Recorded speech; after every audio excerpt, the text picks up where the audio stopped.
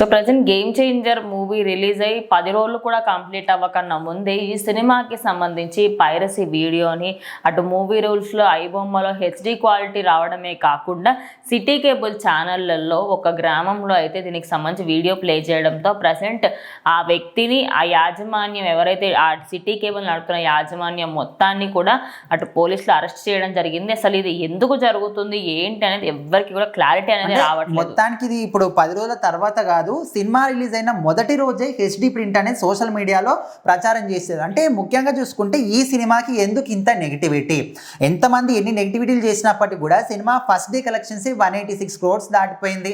అంటే మీరు ఎంతమంది ఎన్ని రకాలుగా దాన్ని పైరసీ చేసుకోండి, హెచ్డి ప్రింట్ బయట పెట్టండి, థియేటర్లో మాత్రం మంచిగానే ముందుకు తీసుకెళ్తుంది. కాకపోతే కొంతమంది మధ్యలో ఉన్న వాళ్ళు సోషల్ మీడియాలో ఈ సినిమా గురించి ఎందుకు నెగిటివ్గా చేస్తున్నారు. అయితే ఇప్పుడు ఆంధ్రప్రదేశ్లో సంక్రాంతి భాగంగానే అక్కడ ఒక సిటీ కేబుల్ ఛానల్లో మాత్రం గేమ్ చేంజర్ సినిమాని ప్రత్యేకంగా అక్కడ ప్రచారం చేయడం జరిగింది.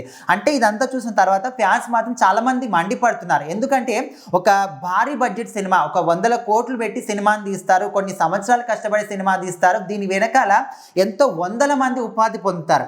అలాంటిది మీరు ఈ విధంగా చేస్తే అంతమందికి నష్టమే. ముఖ్యంగా ప్రొడ్యూసర్స్కి, డైరెక్టర్స్కి మాత్రం చెప్పలేము, ఇంకా చాలా నష్టం జరుగుతుంది. సో ఈ విధంగా చేయడం ఎందుకనే విధంగా ఇక్కడైతే టీవీలో సినిమా ప్రచారం అవుతుందో దాన్ని ఒక స్క్రీన్ షాట్ తీసి ఫోటో తీసి సోషల్ మీడియాలో పెట్టి ఆయన మాత్రం ఆయనకున్నటువంటి ఆవేదన వ్యక్తం చేయడం జరిగింది. మాకు చాలా బాధగా అనిపిస్తుంది, మాకు ఒక సంబంధించిన మా హీరోకి సంబంధించిన సినిమాని ఒక రిలీజ్ అయిన 2-3 రోజులకి ఈ విధంగా రిలీజ్ చేయడం ఏంటనేది ఐబొమ్మలో కావచ్చు, సోషల్ మీడియా ప్లాట్ఫామ్స్లో కావచ్చు, అదేవిధంగా ముఖ్యంగా డైరెక్ట్గా సినిమా టీవీలోని ప్రసారం చేయడం.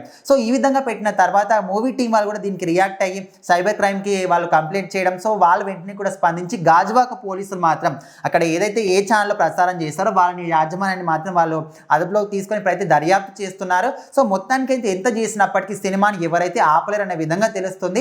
మరి శంకర్ మార్క్ లేదు, కొత్తదనం లేదు, లైన్ లేదని చాలామంది కూడా మాట్లాడుతున్నారు. కాకపోతే ఆయన ఏం చూపించాలనుకున్నాడు, ఏ మెసేజ్ ఇవ్వాలనుకున్నాడు అది 100% క్లారిటీగా ఇచ్చేయడం జరిగింది. అంటే మనకు ఫ్యూచర్లో రాజకీయాలు ఏ విధంగా ఉండాలి, ఏ విధంగా రాజకీయాలు ఉంటే సమాజం బాగుపడుతుంది, క్లీన్ రాజకీయాలు ఏ విధంగా ఉండాలి, అండ్ డబ్బులకు అమ్ముడుపోకుండా మనం ఒక వ్యక్తికి మనం డబ్బులు లేకుండా ఓటేస్తే నెక్స్ట్ మనం వాళ్ళని క్వశ్చన్ చేయడానికి మనకు రైట్ ఉంటుంది. కాకపోతే డబ్బులు ఇచ్చి డబ్బులు తీసుకొని ఓటేస్తే ఖచ్చితంగా రేపు మనకి సమస్య వచ్చినప్పుడు కూడా అడగడానికి స్కోప్ ఉండదు. సో ఈ విధంగా మంచి విషయాన్ని చెప్పినప్పుడు చూసే విధానంలో మన థింకింగ్ సరిగ్గా ఉంటే సినిమా సరిగ్గా అర్థమవుతుంది.